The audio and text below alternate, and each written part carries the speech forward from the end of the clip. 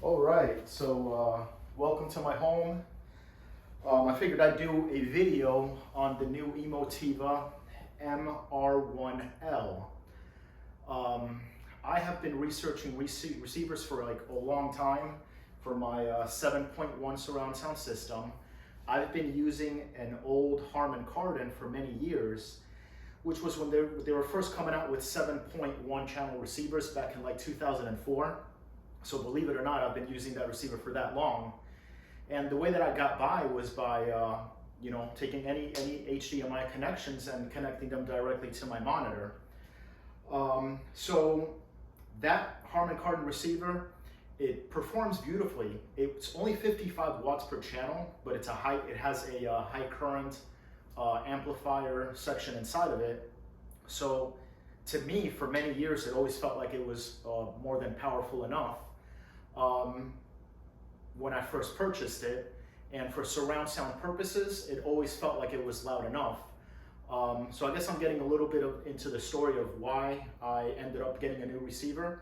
The main reason that Harman Kardon I used for many years was because I purchased a stereo power amplifier in order to power my NHT front, left, and right speakers. And that power amplifier is the, I don't know if I'll go over here and give you a tour of the system, but it's a Adcom GFA 5552, which is an amplifier that was made in the mid-90s. I was able to purchase it used in around 2005 or 2006. So I've had that amplifier for that long, and it looks perfect. It's basically mint condition and works flawlessly. But to get back to the story as to why I was looking at a new home theater receiver was because my Harman Kardon, one of the surround channels, not the rear surround channels, but my side surround. So if this is the front, this is my front, left, and right. I've got in the 7.1 system, I have a speaker right here, and then two behind me, two on the sides, two behind me, and with all these making up 7, the right surround started making a noise, which sounded like a crackly, hissing noise that would be intermittent. It would last for like a few seconds and then just completely go away and then come back. So intermittent. But it wasn't that bad, so it wasn't bothering me too much. I just knew I needed to get a new receiver. And I also wanted to have all of the latest surround sound decoders, and I wasn't particularly interested in Atmos because at the time, I thought that you had to have additional speakers that shot sound up. And I'm like, you know what? I'm more than happy with my 7.1 system, which is all the NHT Classic 3s. I have those in the front left, front right. I have the center channel of that series. I'm also using them as the surround left and right. And then the rears are also the Classic series, but it's just a two-way speaker, and I can't recall exactly what that's called. So now onto the Emotiva. I was really excited about Emotiva beginning to release home theater receivers. As you all know, they're a company that makes separates, and I was always intrigued by Emotiva. Always heard a lot of good things about them online. I've never heard any of their equipment in person. But for example, I love YouTube. That's why I'm sharing this stuff on YouTube. A lot of the reviewers, like Steve Guttenberg, as an example, he always gave high praise to Emotiva. And then here comes the cheap audio man. He also spoke a lot about Emotiva, and then he released a video about the MR1, the Emotiva MR1, which is the first home theater receiver that Emotiva integrated, I guess you could call it, unit that Emotiva came out with. And I was really interested in it. It was definitely above my price range, what I really wanted to comfortably spend. But I was considering it for a long time. It's an 11 channel, 11.2, or it's an 11 channel receiver, And I'm like, well, that's completely overkill for me right now. I'm more than happy with 7.1. That's my subwoofer here. Maybe 7.2 one day. I'm like, that's enough for me for as far as I can see. So I always figured like, geez, 11 channels, that's probably why am I going to pay so much for so many channels that I'm not going to use in the foreseeable future? So I kept researching it, reading a lot about it online. I was also considering the Marantz Cinema. I understand that the lower the number goes now, the more expensive of a unit it is. So there's I know the 50 is really expensive. The 60, I believe, is the one that I was looking at. So my price range was, between around 1,500 to 2,000. I wanted to keep it around 1,500. So I was looking at all these units, reading a lot of the, I guess the early adopters on the Emotiva MR1, reading their reviews, and also reading reviews about their processors, Emotiva processors, and hearing about bugs, hearing about bugs and issues that users have been having with their processors and the MR1. And along with that, it also what that didn't really lead me astray from Emotiva.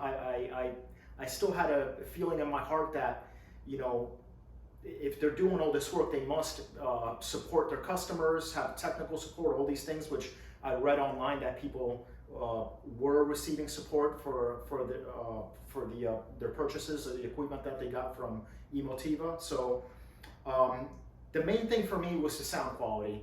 I love to do 2-channel listening, just stereo listening. It's the whole reason why, I got these nice NHT speakers. I got that Adcom amp.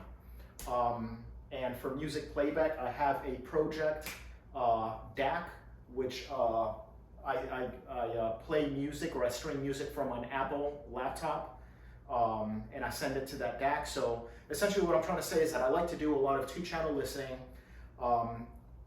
My Harman Kardon receiver, it sounded amazing. I mean, I have no complaints with the Harman Kardon after having it for almost 19 years. It sounded amazing, but I heard so many great things about Emotiva sound quality, and that's really what I wanted to explore. So after doing all these features, I mean, I didn't really have to buy something immediately. The Harman Kardon, that one channel that made some noise, it was intermittent and it got annoying here and there, but for the most part, I didn't let it bug me because I knew I was going to be replacing it. So during my time researching the Emotiva MR1, I took my time, a few weeks, and next thing I knew, Emotiva on YouTube, or let's say just online, they released a video on the MR1L, which is the 9.2 channel cinema receiver. I'm just kind of reading the literature here, or the manual that you get with it. And I'm like, well, you know what? This is what I want to jump on. It's an even newer release. They must have sorted out all the bugs and all these things that I've read from people who have purchased the product. And again, most of the reviews that I saw on Emotiva were amazing, that the people really were really happy with the equipment. As far as looking on their website, and which of course they're going to try to show you the best reviews, but online and forums and things like that, most people were happy with what they got. So I decided to go for the MR1L. Even though comparing it with the Marantz, I did want direct live, but I understand that that's more money, or you have to pay. Even if the receiver's capable of it, you still have to pay in order to download whatever you have to download onto the receiver in order to be able to use direct live. And then again, I am more in the camp of for equalization and room correction. I'm more of a fan of putting, sound treatment, moving speakers a little bit. Like, I want to get that to work as best as possible before I start EQing and things of that nature. And Emotiva, of course, it comes with the EmoQ, which coming from a 19-year-old Harman Kardon home theater receiver, which also had its own room equalization system, I knew that it was going to be more than enough for me. I'm kind of a guy that less is more. I know that these newer receivers, they come with all the bells and whistles, you know, Odyssey, the Dirac, all these streaming stuff, Bluetooth stuff. I don't care for I don't care to connect my phone. I have my laptop. I don't want to be playing audio through Bluetooth, for example. So I guess what I'm trying to say is that a lot of the features that were in the competition to Emotiva, the Denon, the Marantz, I was mostly looking at the Marantz because I wanted the warmer sound that is attributed with Marantz. All the extra bells and whistles, they weren't things that I needed so much compared to what the Emotiva MR1L comes with. So anyway, I decided to pull the trigger. I purchased the MR1L, and I'm sure you've heard plenty of story here. You just want me to get to how the unit performs.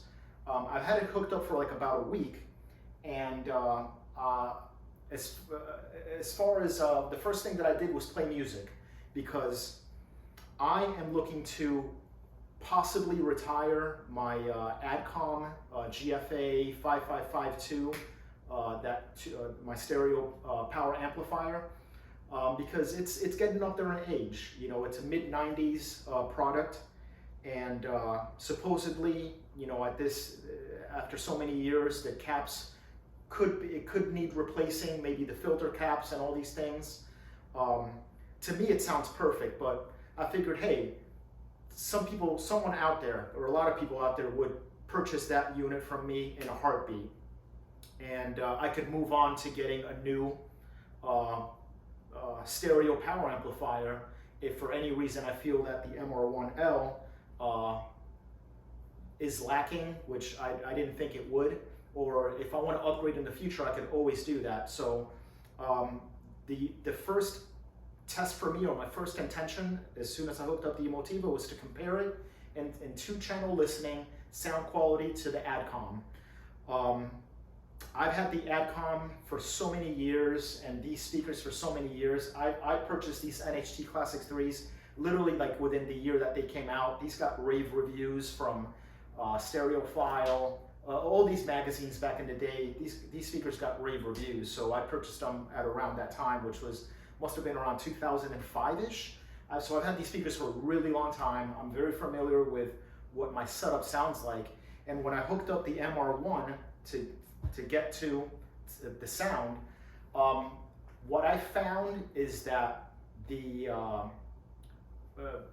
it seems to me initially that the soundscape, or the soundstage seemed to be wider.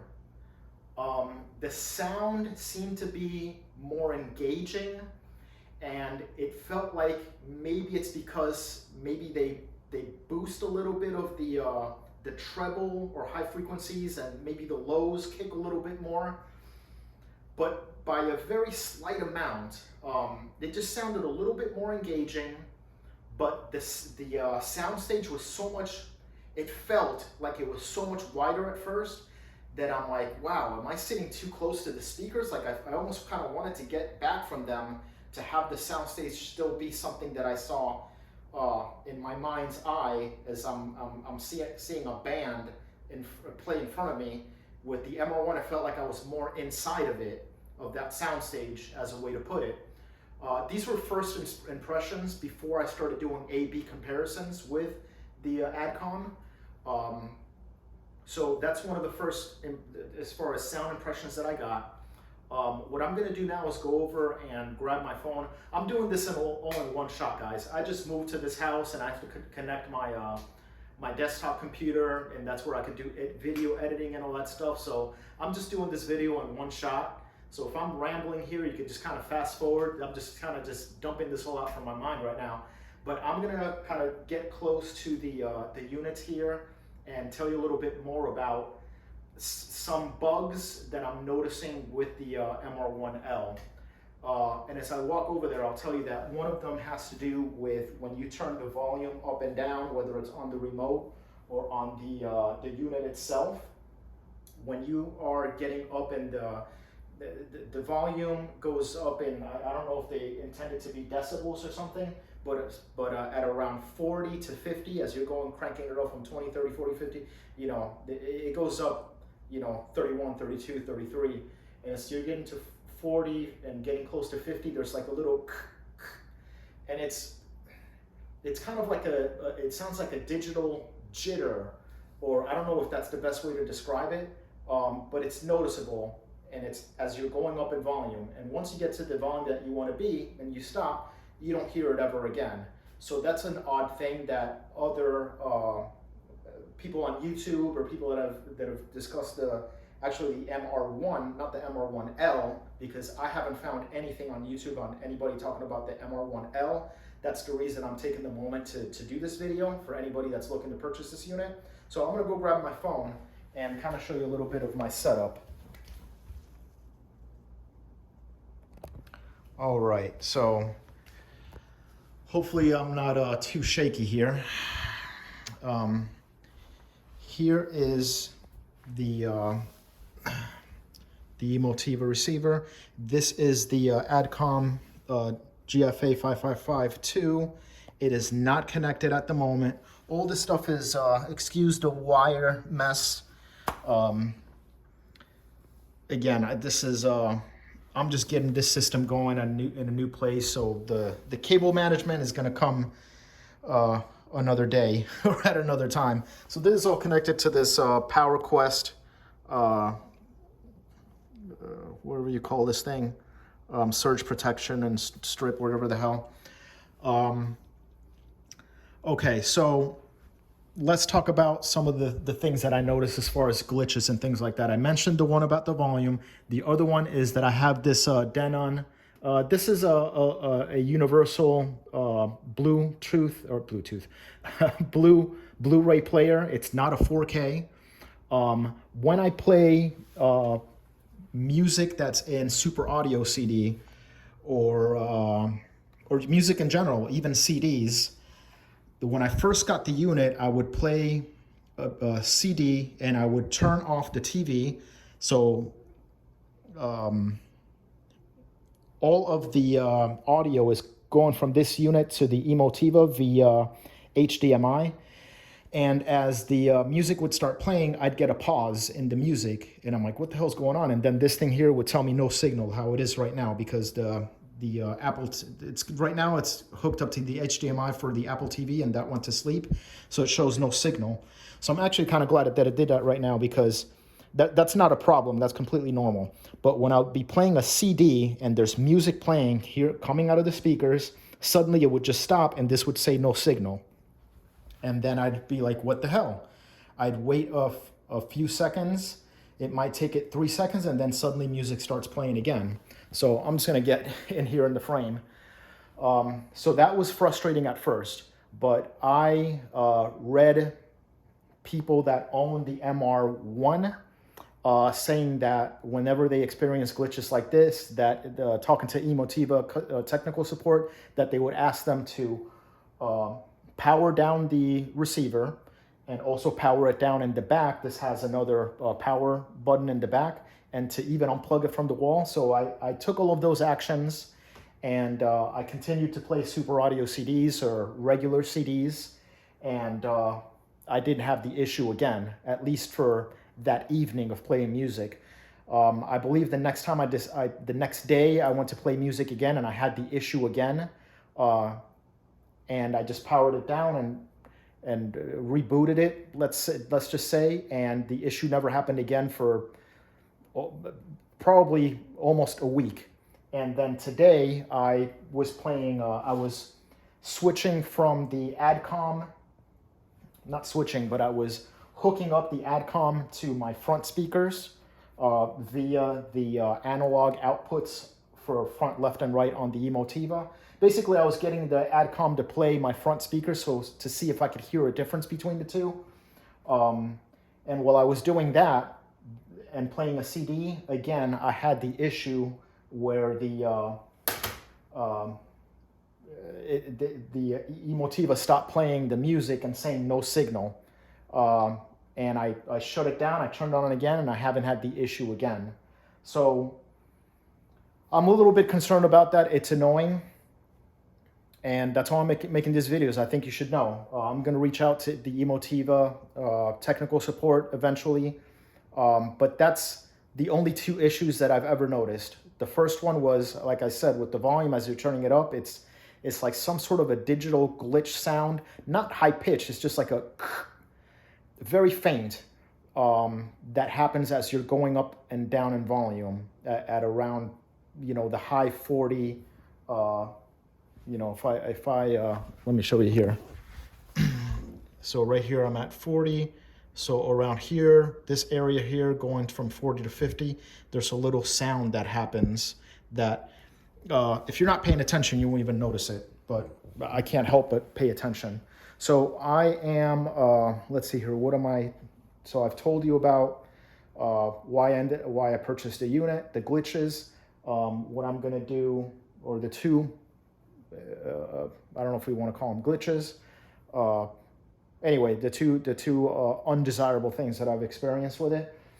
Let's talk about what has been desirable. So I'm going to go back to talking about switching, trying to do A/B comparisons between powering my left and right speakers with the Emotiva versus sending the left and right signals through the analog outputs of the Emotiva to my ADCOM and taking a listen to the ADCOM. To be really honest with you, it's hard to hear the difference. And it's so difficult because I am sure that the Emotiva acting as a preamplifier to the ADCOM must influence the sound. I'm sure if I was doing an A/B comparison with the ADCOM hooked up to the Harman Kardon that I had it hooked up for so many years, there would be a difference in sound to the ADCOM with the Harman Kardon acting as a preamp versus the Emotiva acting as a preamp. And I'm sure anybody can understand that. So I would say that my ADCOM, now that it's connected to the Emotiva, it sounds more like the Emotiva. Whereas the soundstage seems to be wider than I used to experience in the past. The music sounds closer to me, and not in a bad way. I'm just not used to it. It sounds like it's closer to me, and it feels like maybe I should be sitting farther away from the speakers now. But maybe I don't. Maybe this soundstage, or really being more inside of the music, kind of, is a good thing, and I think it is a good thing. And I'm noticing that in the A/B comparison, whether I have the ADCOM hooked up to the Emotiva or if I have the Emotiva receiver driving the my left and right. So 2-channel music listening. I'm gonna switch arms here. This one's starting to get tired. This video is probably longer than I intended it to be and longer than what you intended to watch, but I'm sure some people are enjoying this. What did I want to get to? So let me just kind of show you around. So these are my NHT speakers. That's my subwoofer. This is this subwoofer is an older audiophile subwoofer that I got from a friend. It is using a Dayton Titanic. When they first came out with the first Dayton Titanic, these were, which I purchased through partsexpress.com. It's a very musical subwoofer, and I'm using a Rhythmic Audio plate amp. It's like a 350 watt plate amp. It's just, this thing's too hard to move. This subwoofer weighs at least 80 to 85 pounds, if not closer to 90 pounds. And I've got it sitting on a granite slab, which is also extremely heavy.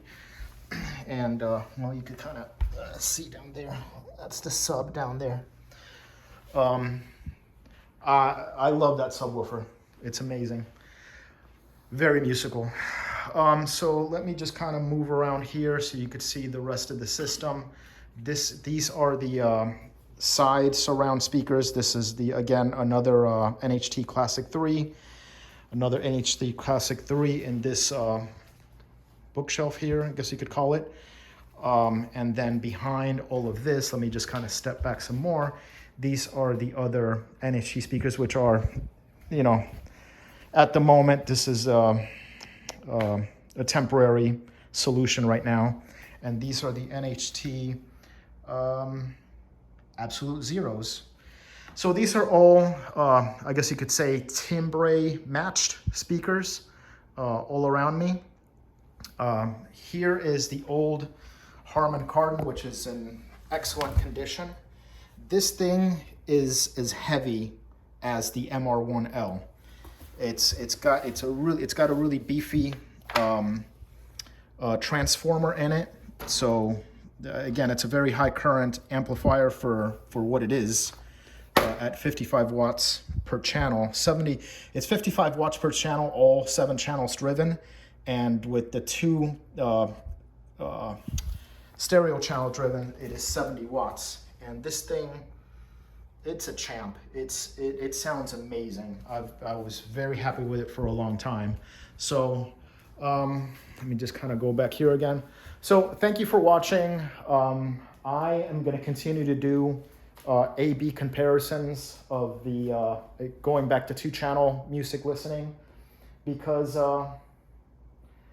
you know, I kind of want to keep my ADCOM power amplifier. I know that if that's driving my left and right speaker, that only gives up more power for more of the triodal, the Emotiva triodal transformer. It's less of a weight on it to give more power to the surround sound speakers. One thing that I wanted to mention as far as surround sound, watching movies, I've been watching Blu-rays and stuff. My old Harman Kardon did not give my surround speakers enough power, especially my surround left and right, not the back surround left and right, but just the surround left and right is, I guess, the best way I can describe it right now. Everything's has come alive when it comes to surround sound music, because I'm playing these surround sound super audio CDs. And I want to say that I've always loved DSD sound. I used to have a Denon DVD 2900, which was very special for its time, again, and from the early 2000s, 2004-ish player, which it had its own internal DAC, which processed DSD. The Emotiva, I've researched this and I can't find anything about it playing DSD files. So when I'm playing a super audio CD, I'm listening to it in PCM. So it's being converted to PCM and it still sounds amazing. I wish I could hear the CDs that I have, the super audio CDs, which are multi-channel surround sound. I wish I could hear it all in DSD. But I guess I'm not going to be able to. Right now, let me go over here. Right now, the way that I can listen to DSD is with this project DAC. This does MQA, it does DSD, it does it all. But it is its outputs are just left and right analog outputs, and that's from me. And then the source to play everything would be from this MacBook Air or whatever the hell it is, which I installed some software I downloaded to be able to play DSD files. And that was a pain in the butt to do, and then it stopped working, so I'll have to figure out why it's not playing the DSD files. But it sucks that my DSD multi-channel or even stereo music that I have some amazing music like this. This is just amazing right here. I want to hear this in DSD 2-channel, but when I play it on my Blu-ray player, this thing does DSD, and it's outputting it via HDMI, but I'm pretty sure the Emotiva does not process DSD because on the screen it's saying that it's playing PCM. So it's obviously converting it to PCM, and I can't find anything online that says that the MR1L plays DSD. So I'm only going to get DSD through my stereo at the moment. If I'm playing DSD files through my laptop to the Project DAC So that means that all these CDs, I can't hear them DSD right now unless I find a different solution. So anyway, I hope you guys enjoyed the video. Hey, maybe I'm the first guy online that's doing a review on the MR1L. If you see me looking down, it's because I'm peeking down at this thing, make sure I'm saying the model number right. Another thing that I wanted to mention is that I'm very impressed with the build quality of the Emotiva, the shipping boxes that it came double boxed. It came in a nice bag. I'm sure there's somebody else online on YouTube that did a unpacking video of the MR1. The MR1L packaged just as well. The build quality is amazing. Over the weekend, I went online, or not online, I went to Best Buy, and I'm in South Florida, so we have a Brand Smart USA. I went in there and I looked at the receivers that they had on the shelves, and they're all plastic face things, and at least the more budget receivers. It wasn't until I started looking at receivers which were at above this price range that I started seeing a metal faceplate and a nice looking quality unit. You know, I'm talking about an Arcam or whatever, the stuff that you see in the Best Buy Magnolia rooms and stuff like that. So in closing, this thing sounds amazing. So if you're looking for a home theater receiver that has amazing sound quality for 2-channel music playback, I'm telling you, this thing sounds amazing. I mean, I'm hooking up trying to do A/B comparisons with my amazing Adcom. This is a very high power amp, and it's hard for me to hear the difference between the two. So this thing is giving my front channels plenty of power, and maybe I'm gonna get rid of my Adcom. So anyway, guys, thank you so much for watching, and hope everybody, it's nighttime here. I hope everybody has a good night, and feel free to leave comments, questions. I'll answer whatever I can, and I know that I haven't really gotten into movie watching and surround sound and all the latest and greatest things, but I'm eventually going to get into exploring all that stuff and possibly doing a video on it. So anyway, thank you guys. Have a good night.